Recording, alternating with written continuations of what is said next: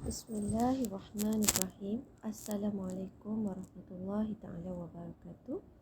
Kepada semua pelajar-pelajar ustazah, Ustazah harapkan di hadapan kamu ada buku fiqh tahun 2 yang akan kita pelajari pada hari ini. Okey, subjek fiqh tahun 2. Baiklah, Ustazah mulakan dengan muka surat yang pertama, iaitu bertajuk najis. Okey. Bertajuk najis.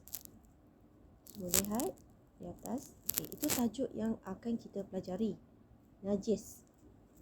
Ustazah terangkan apa erti najis. Najis ni adalah benda yang kotor. Benda yang kotor. Okey, sebagaimana kamu tahu, kamu lihat di dalam gambar tersebut ada gambar arak. Arak merupakan najis. Minuman yang najis yang haram diminum oleh kita ni orang Islam. Yang kedua, anjing. Anjing adalah binatang yang najis. Najis yang berat. Nanti kita akan belajar. Ada 3 bahagian najis. Yang ketiga, gambar yang ketiga, darah tu. Okey, darah adalah benda yang najis juga. Yang keempat, gambar tersebut adalah bangkai. Bangkai juga adalah najis. Itu yang kamu mesti faham tentang najis. Contoh lagi apa? Najis yang tahi, air kencing. Okey, benda-benda yang kotor macam tu semua adalah najis. Okey.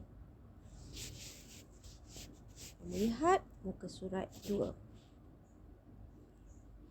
Ya, muka surat 2. Apakah pengertian najis? Apakah pengertian najis? Lihat di atas. Pengertian najis. Najis adalah sesuatu benda yang kotor. Okey, benda yang kotor. Benda yang kalau dibawa solat tak boleh. Sebab benda tu adalah benda kotor. Saya bagi contoh tadi, darah.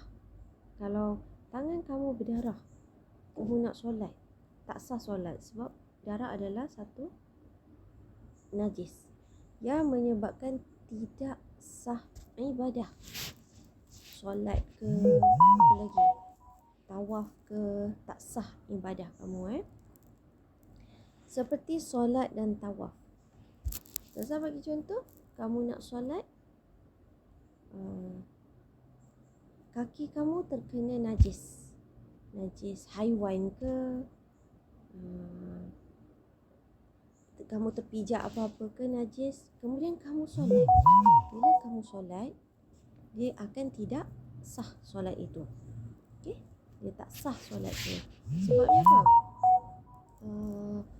Sebabnya di anggota badan kamu ada najis, ataupun pakaian kamu terkena najis. Baju kamu terkena darah, kemudian kamu solat. Bila kamu solat tu tak sah solat kamu sebab kamu bawa dengan najis tu sekali, iaitu darah yang terlekat pada pakaian. Okay, kita tengok contoh-contoh najis, benda yang kotor. Okay, najis adalah benda yang kotor. Okay, yang pertama yang saya tanda tu, tengok tahi adalah najis. Yang kedua, darah juga najis. Yang ketiga, nanah, najis. Yang keempat, air kencing, najis. Yang kelima, babi. Babi dan anjing ini adalah haiwan yang najis berat. Najis berat, najis mughallazah. Okey, yang seterusnya, anjing adalah najis juga. Seterusnya, bangkai haiwan juga najis, dia dah mati. Seterusnya, arak juga najis, dan muntah. Dalam pokok ni awak tengok tu, dia yang Ustazah dah tanda tu adalah najis. Jika terkena pada pakaian awak ataupun terkena pada anggota badan awak dan awak pergi solat Tawaf ni apa? Tawaf ni orang mengelilingi Kaabah. Orang pergi haji Dalam keadaan solat tu ada di anggota tubuh badan ataupun di pakaian kamu. Yang Ustazah tanda ni, najis-najis ni, tak sah solat. Faham? Kalau orang pergi haji, ada terkena di pakaian dia darah. Tak sah tawaf dia. Tawaf tu orang pergi haji lah. Orang mengelilingi Kaabah, tawaf. Okay. Ustazah bagi contoh lagi. Ada anjing. Anjing tu dia jilatnya kaki kamu. Kaki kamu waktu tu contohnya kamu lepas ambil wuduk. Kaki kamu basah lepas ambil wuduk. Tiba-tiba kamu tak perasan ada anjing dia lalu. Dia pergi jilatnya kaki kamu. Dia tak gigit tapi dia jilat. Okay. Memang dalam keadaan tu kaki kamu basah, dia pula jilat dengan air liur dia.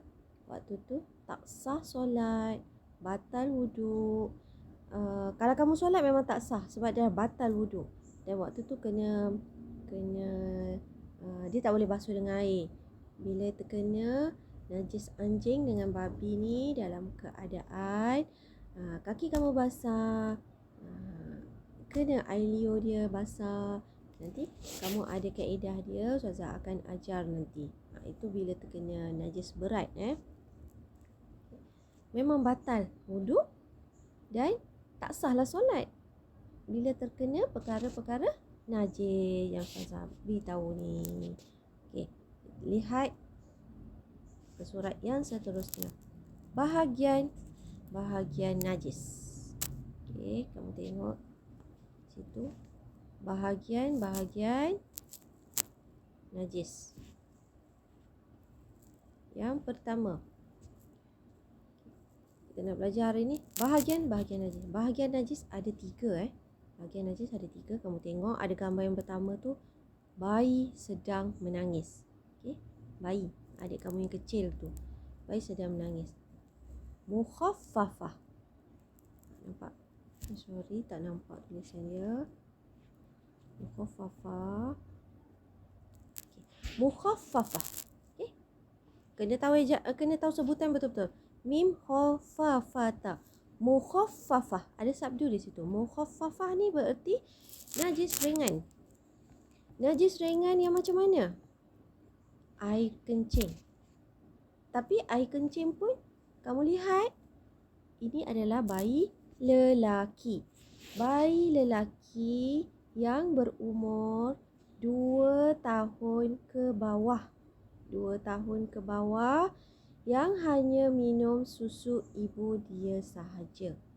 Kalau umur dia 2 tahun ke atas, adik awak lelaki tapi umur dia 3 tahun ke atas, dia kencing, air kencing dia tu bukan lagi dalam kategori mukhaffafah, bukan, sebab dia dah umur 3 tahun. Ataupun adik awak dia tak minum susu ibu, dia minum susu botol, tapi umur dia 1 tahun, dia tak boleh. Dia mesti bayi lelaki yang berumur 2 tahun ke bawah, 1 tahun ke 1 tahun setengah ke, tu maksudnya. Dan yang minum susu ibu sahaja. Bila dia kencing ataupun dia bocor ke dekat pampers itu, ataupun dia lepas mandi dia terkencing kena atas lantai, air kencing dia tu adalah najis mukhaffafah, iaitu najis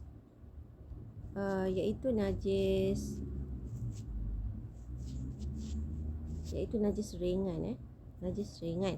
Mukhaffafah artinya najis ringan. Yang seterusnya adalah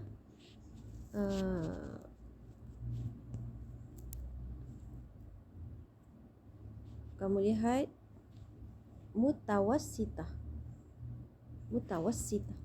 Mim tawaw sin to ta. Mutawassitah, iaitu apa maksud mutawassitah? Najis pertengahan. Najis pertengahan. Ustazah tanda warna hijau tu. Maksud apa najis pertengahan ni? Kamu tengok di gambar. Bila kamu lihat di gambar, ada gambar apa tu? Ada gambar burung mati. Bila gambar burung mati bermaksud ia adalah bangkai. Okey, bangkai. Apa lagi? Tahi. Dia duduk di kategori najis mutawassithah ni. Yang dalam pokok tadi yang kamu lihat tadi, apa tu? Bangkai, darah, nanah. Itu dalam kategori najis mutawassithah. Najis mutawassithah, najis pertengahan. Dan yang seterusnya, yang ketiga, kamu lihat di bawah adalah najis mughallazah. Okey, najis mughallazah. Sorry, saja tutup. Najis mughallazah. Okey. Mim gha lam zata, mughallazah. Apa maksud mughallazah ni? Najis yang berat.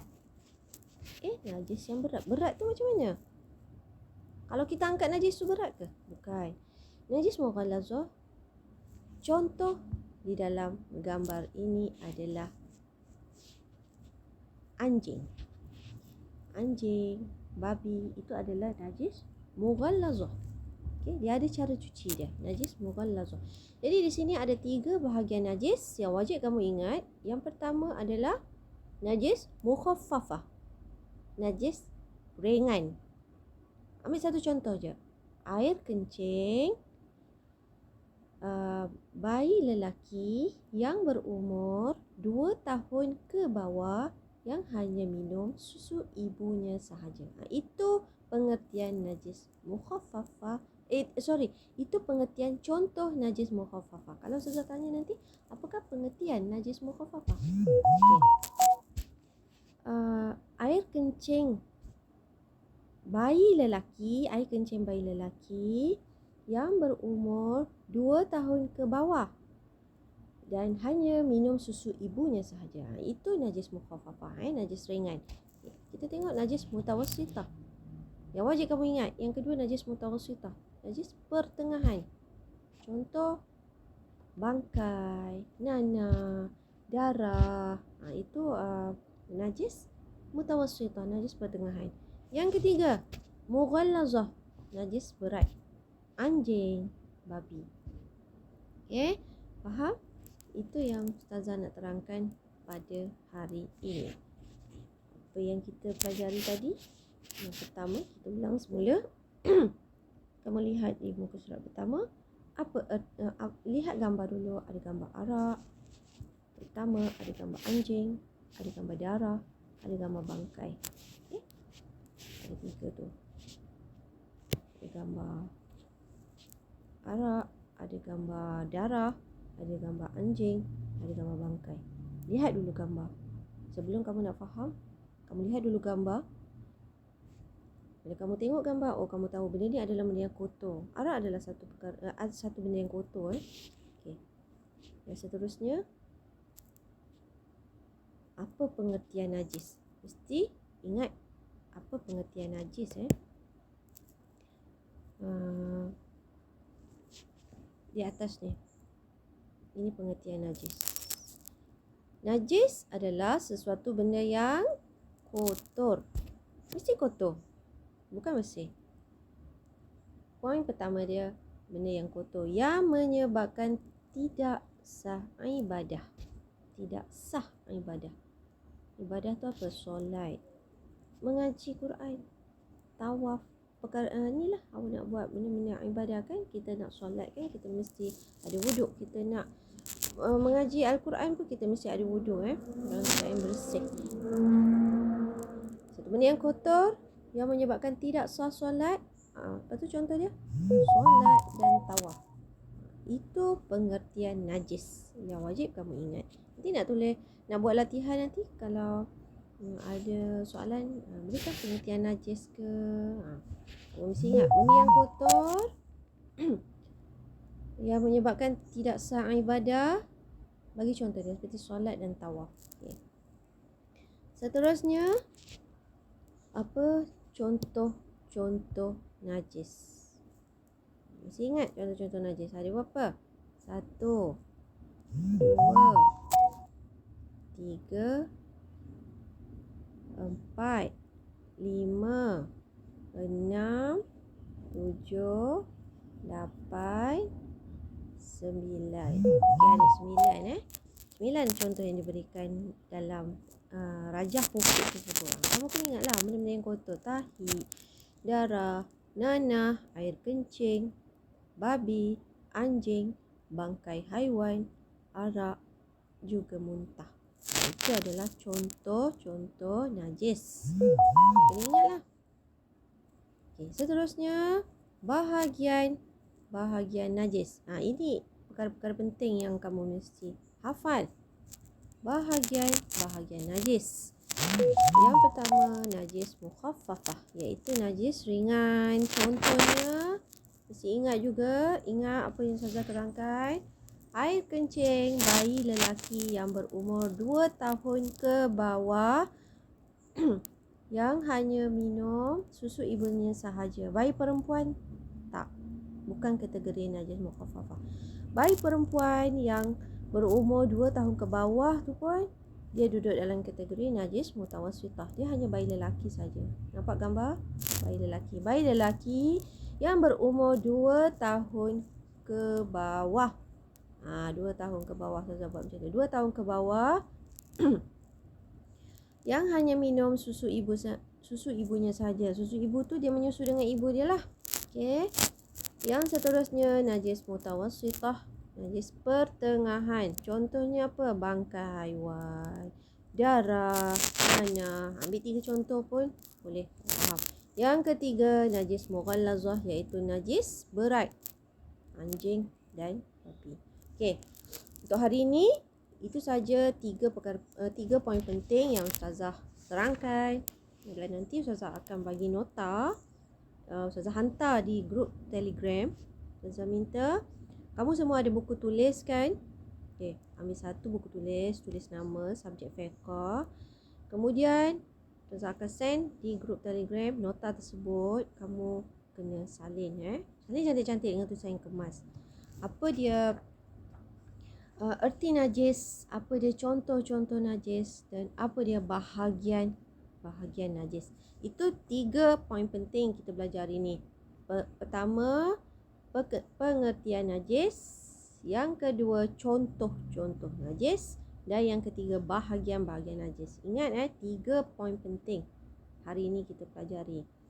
Ustazah akan susuli dengan nota dan insyaAllah Ustazah akan bagi latihan untuk kamu ingatkan kembali. Sewaktu membuat latihan, Ustazah minta kamu tidak boleh melihat nota. Buat nota, kemudian baca baru buat latihan. Okay, itu saja daripada Ustazah pada hari ini. Untuk subjek fiqh, insyaAllah kita akan temui lagi pada minggu hadapan secara Google Meet insyaAllah. Okay, itu saja daripada Ustazah. Wabillahi taufiq wal hidayah. Assalamualaikum warahmatullahi ta'ala wabarakatuh.